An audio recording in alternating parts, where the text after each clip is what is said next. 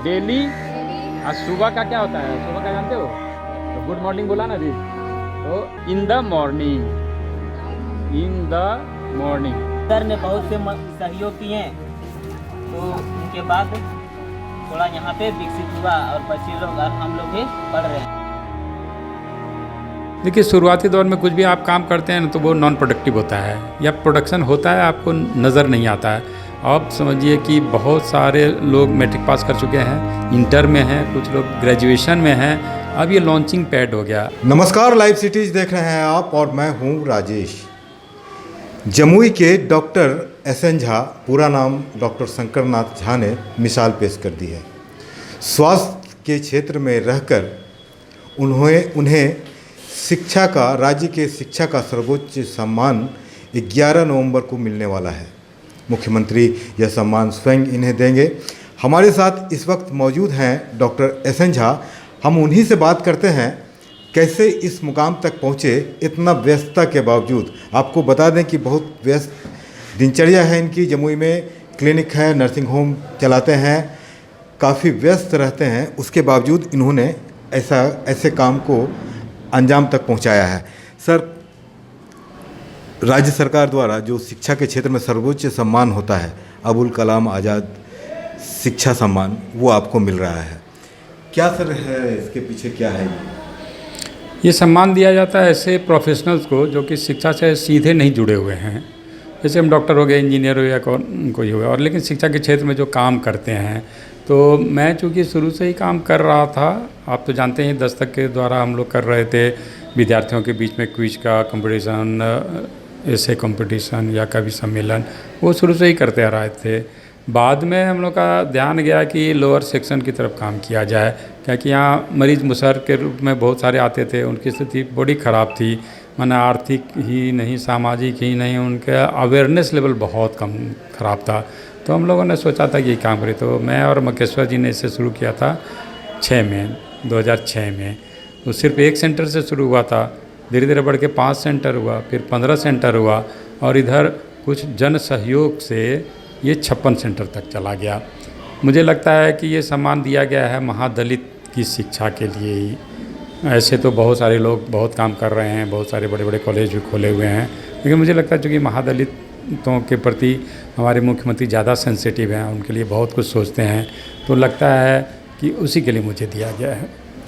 आप सर शिक्षा स्वास्थ्य के क्षेत्र से जुड़े हुए हैं, डॉक्टर हैं, MBBS हैं, MD किया है आपने, जमुई में क्लिनिक है आपका, और लोग बहुत भरोसा करते हैं आप पर। 55 गांव के 5,500 महादलित बच्चों को आपने अब तक शिक्षित किया है। कहाँ से शुरुआत सर इसकी हुई थी और कैसे मन में सर आया कि इस तरह के क्षेत्र में डॉक्टर, चूँकि आप पेशे से डॉक्टर हैं, डॉक्टर की सर्किल ही भी होगी, उसी क्षेत्र से जुड़े लोग भी आपसे आते होंगे, स्वास्थ्य से जुड़ी संबंधी समस्याओं को लेकर के आते होंगे। आप इस क्षेत्र में कैसे आ गए? पिताजी देखो RL सराफ हाई स्कूल में प्रिंसिपल थे, वो फाउंडर प्रिंसिपल थे। उन्होंने ही स्कूल को बनवाया ही था कुछ व्यापारियों के सहयोग से, और उसी कैंपस में मैं भी रहता था, तो शिक्षा से जुड़ाव शुरू से ही था।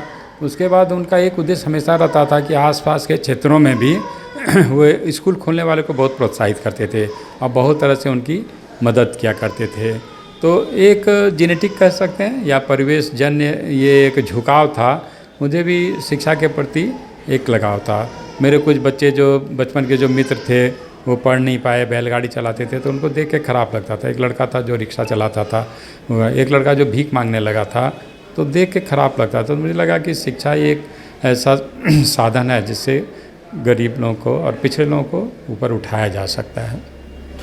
जिले के कई गांव में सर आप जा चुके हैं, कई टोलों में जा चुके हैं, वहाँ के बच्चों पर आपका शिक्षा को लेकर काम हो रहा है। किसी से छिपा नहीं है उन बस्तियों के बारे में और उस समाज के बारे में जहाँ पर आप जाकर काम कर रहे हैं। क्या दशा होती है, क्या दुर्दशा होती है, और लोग किस नज़रिए से उनको देखते हैं। आप वहाँ पर पहुँचते हैं, कैसा लगता है उस समय? देखिए, शुरू में जब हम लोग जाते थे तो बड़ी परेशानी होती थी, लेकिन हम लोग धन्यवाद देंगे अपने मुख्यमंत्री जी का, जिन्होंने नशाबंदी किया। पहले आप उन बस्तियों में दोपहर बाद रह नहीं सकते थे। कई बार हम लोग वहाँ गए भी, अम्बा से लौटना पड़ा, शाहपुर से भी लौटना पड़ गया, क्या कि वो लोग सब पिए हुए रहते थे और सब एब्सर्ड थे। ऐसा नहीं कि हमला करते थे या आक्रामक थे, खतरा जान पर कुछ नहीं होता था, लेकिन एक अजीब सा माहौल था। लेकिन नशाबंदी के बाद काम करना थोड़ा आसान हो गया। अब लोग सेंसिटिव होंगे, समझदार हो गए, अब नशा नहीं करते हैं तो चुपचाप रहते हैं, खामोश रहते हैं, बात सुनते हैं। इसलिए उससे बहुत अंतर आ गया है। गरीबी बहुत है, गंदगी बहुत है और शिक्षा बहुत है। आपको मैं एक उदाहरण देता हूँ कि यहाँ तो केंद्र चल ही रहते। एक हम लोग की मित्र हैं, लेडी डॉक्टर हैं इंग्लैंड में, उन्होंने कहा कि मेरे गांव में भी खोल दो एक। तो भगवानपुर एक गांव है शेखपुरा से आगे, तो वहाँ मैं गया था। उनके ब्रदर भी IAS ऑफिसर हैं, रिटायर्ड हैं अभी। तो वहाँ गया था, वहाँ की बस्ती तो और भी गंदी थी, अजीब हालत था। अजीब आपको सुनने में लगा कि यहाँ की जो मुसहर बच्ची जो हम लोग के साथ गई थी वहाँ मोटिवेट करने के लिए, उनका भी कमेंट था कि बहुत गंदा ये लोग रहता है। तो समझ लीजिए कि गंदगी का लेवल कहाँ से कहाँ तक चला गया। यहाँ के बच्चे खुद गंदे वातावरण में रह रहे हैं, उनको वो बस्ती और भी गंदी लगी। तो इसकी वजह हम लोग उनको दोष नहीं देते हैं, क्योंकि वे लोग उसी परिवेश में जीते हैं। लेकिन समाज क्या हम लोग भी कर रहे हैं, तो कितना हज़ारों गांव हैं, हज़ारों टोला हैं मिलकर हम लोग अपन केंद्र में कर रहे हैं। लेकिन जो भी हो सका वो हम लोग कर रहे हैं यहाँ पर। अभी तक सर देखा जाता है कि जिन बस्तियों के बारे में आप बता रहे हैं, ज़्यादातर बस्तियाँ गांव में संपन्न लोगों से घिरी होती है। आप जाते होंगे, क्या कहीं पर कुछ विरोध भी सहना पड़ता होगा? क्या इस तरह का कुछ हुआ, ऐसा क्या? नहीं, अब नहीं होता है। शुरू में आपको याद होगा लायंस क्लब से जब हम लोगों ने ये काम शुरू किया था तो हल्की फुल्की आवाज़ उठती थी, ऐसा कुछ नहीं है। अब समाज बदल गया है। अब वो दूर तो नहीं गया, लेकिन वो आपकी मदद भी नहीं करेगा यदि आप खुद मदद नहीं करना चाहते, खुद सुधरना नहीं चाहते हैं, तो वो आगे आके वो सुधारेगा नहीं। लेकिन अब वो डिस्क्रिमिनेशन नहीं है, क्योंकि अब लेबर का डिमांड भी बहुत बढ़ गया। अब लेबर के पास अधिकार भी होगा कि हम नहीं काम करेंगे, नहीं करेंगे, लेकिन आपको उस पर निर्भर है। तब वो ऐसा कुछ नहीं है, विरोध नहीं होता है, लोग कोऑपरेट ही करते हैं। झारखंड के देवघर के निवासी हैं आप सर। बिहार में सीमावर्ती ज़िला है बिहार का ये जमुई में लगभग 3 दशक से ज़्यादा हो गए हैं आपको यहाँ पर रह रहे हैं। आपका सर्किल एक बन गया होगा सर, आप चिकित्सकों का और भी जो इंटेलेक्चुअल हैं उनके बीच में बैठते हैं। वहाँ से सर कुछ इस तरह का सुनने को मिलता है कि क्या ये सब क्या हो रहा है? नहीं, जमुई के में एक खूबी है, यहाँ सारे लोग कोऑपरेटिव हैं।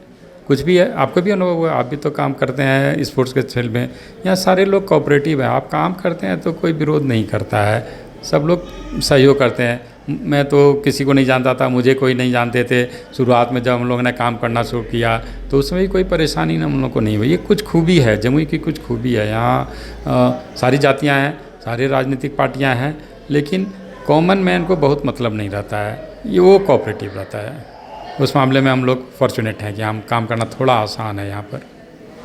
जमुई में काम करना आसान लगता है सर। आप सर शुरू से जुड़े हुए रहे हैं, हम लोगों ने भी देखा है, स्पोर्ट्स से, सामाजिक जो एक्टिविटी है उससे जुड़े रहते हैं। जब उस समाज में सर जाते हैं, अब उस समाज के लोग जो जहां आप जा रहे हैं और उन्हें मुकाम भी हासिल हो रहा है, क्या उनके तरफ से क्या प्रतिक्रियाएं होती है जब आप जाते हैं? देखिए, उनका रहन सहन का तरीका बदल गया। अब वहाँ आप जाएंगे उस सब केंद्र में तो वो साफ़ सुथरा रहते हैं, कपड़े भी अच्छे रहते हैं और पढ़ भी रहे हैं। हम सीधे मैं पूछता था कि अरे तुम्हारे सम्मान में अंतर कुछ आया? बोला नहीं, हम लोग को तो लोग सम्मान की नज़र से ही देखते हैं। 5500 बच्चे की मदद आपने की है, उन्हें पढ़ा रहे हैं। उनमें से सर अब क्या लगता है, अब कितने लोग वहाँ से निकलकर आगे की दुनिया को देख पा रहे हैं? देखिए, शुरुआती दौर में कुछ भी आप काम करते हैं ना तो वो नॉन प्रोडक्टिव होता है या प्रोडक्शन होता है, आपको नज़र नहीं आता है। आप बंजर भूमि में भी खेती करना चाहते हैं तो शुरू में तो फसल बहुत होगी नहीं, लेकिन अब ये जंपिंग पैड हो गया है। आप समझिए कि बहुत सारे लोग मैट्रिक पास कर चुके हैं, इंटर में हैं, कुछ लोग ग्रेजुएशन में हैं। अब ये लॉन्चिंग पैड हो गया, अब यहाँ से जंप करेंगे। और हम लोग का यदि हॉस्टल वो शुरू हो जाता है, जो कि छठ के बाद हम लोग शुरू कर देंगे, तो उससे उन लोग को कंपटीशन के लिए हम लोग तैयार कर देंगे। और वो एक होता है ना कि चिराग से चिराग जले, घर का एक लड़का पढ़ जाता है, टोले का एक लड़का पढ़ जाता है, वो दूसरे को प्रोत्साहित करता है। तो उसके बाद ये एक चेंजेज आएगा, जंप होगा, क्वांटम जंप जिसको कहते हैं, क्रांतिकारी परिवर्तन आएगा उस टोले में, जहाँ की अधिकतर लोग मैट्रिकुलेट होंगे और बहुत सारे लोग नौकरियों में भी जाएंगे। शिक्षा के क्षेत्र में सर सर्वोच्च सम्मान कहा जाता है अबुल कलाम आज़ाद शिक्षा सम्मान, राज्य का सबसे बड़ा सम्मान है ये। इसमें सम्मान जिन्हें मिलता है उन्हें कुछ पुरस्कार की राशि भी दी जाती है। इतना बड़ा सम्मान सर, चिकित्सक रहते हुए शिक्षा के क्षेत्र में काम करने को लेकर आपको कैसा लग रहा है, कैसा फील कर रहे हैं? अच्छा लग रहा है, बहुत ही अच्छा लग रहा है, और ख़ास करके ये और अच्छा लग रहा है कि पूरे जमुई को अच्छा लग रहा है। और मेरे जो साथ काम कर रहे हैं जो शिक्षक हैं, मादली टोला के ही हैं, बच्चे हैं, मकेश्वर जी हैं, मकेश्वर जी की पूरी टीम है, सब लोग खुश हैं, इसलिए मैं खुश हूँ। व्यक्तिगत स्तर पर तो बहुत कुछ मुझे मिल चुका है ऑलरेडी, तो उतनी क्रेविंग नहीं, लेकिन सारे लोग खुश हैं, ये देख के अच्छा लगता है। खुश हैं ये अच्छा नहीं लगता, प्रोत्साहित हैं, तो उसी वजह से लगता है कि और ज़्यादा काम हो पाएगा। अब इसका परिणाम देखिए ना, मेरे बैच के जितने लोग हैं, डॉक्टर्स हैं, इंग्लैंड में, अमेरिका में, दुबई में, सब लोग ने मुझे व्हाट्सएप किया है कि हम लोग भी मदद करेंगे उन बच्चों को। तो ये बहुत बड़ा एक फ़ायदा हो जाता है इससे, पुरस्कार से। लक्ष्य तो सर बड़ा, आपने उपलब्धि तो बड़ी हासिल की है, आगे लक्ष्य सर क्या है? अभी तो हम लोग इसी स्तर पर हैं कि हॉस्टल में रख के उन लोग को, लड़कों को पढ़ा जाए। उसके बाद यदि आप एक बेस बना देते हैं तो फिर बाद में तो खुद ब खुद एक पेड़ लगाइए, एक पेड़ से 10 पेड़ लगते जाता है। एक जगह शिक्षा का प्रचार होता है तो वे लोग अपने बच्चों को पढ़ा लेंगे। अभी की लड़की जो मान लीजिए 9वां 10वां तक हीरे मैट्रिक नहीं भी कर पाएगी तो वो अपने बच्चों को पढ़ा लेगी, उनका बच्चा ग्रेजुएट हो जाएगा, नौकरी में आ जाएगा। इसलिए उसके बाद आप तो एक चिनगारी जला दीजिए, फिर तो धीरे धीरे रोशनी फैलते चली जाती है। धन्यवाद सर। तो सुना आपने, ये थे हमारे साथ डॉक्टर एस.एन. झा, बता रहे थे शिक्षा का अलग जगा रहे हैं। अच्छा लगता है जब वैसे लोग जो ज़मीनी स्तर पर अभी भी उन पर बहुत ध्यान नहीं दिया जाता है, वो आगे बढ़ रहे हैं। इनका प्रयास आगे और भी रहेगा, लक्ष्य और भी है। आपको बता दें डॉक्टर एस.एन. झा को शिक्षा का, राज्य के शिक्षा का सर्वोच्च सम्मान अबुल कलाम आज़ाद शिक्षा सम्मान इन्हें मिल रहा है। 11 तारीख को, 11 नवंबर को अबुल कलाम आज़ाद का जन्मदिवस होता है। उस दिन ये सम्मान मुख्यमंत्री के हाथों इनको मिलेगा। आगे के बारे में बता रहे हैं कि ये अभियान उनका चलता रहेगा जब तक कि और लोग और बच्चे जो उस समाज के हैं वो आगे न बढ़ते चले जाएं। देखते रहिए लाइव सिटीज़। अगर अब तक आपने चैनल को सब्सक्राइब नहीं किया है तो सब्सक्राइब कर लें, और फेसबुक पर अगर आप वीडियो को देख रहे हैं तो पेज को जरूर लाइक कर दें। ट्विटर पर भी हमें फॉलो करना मत भूलिएगा। धन्यवाद।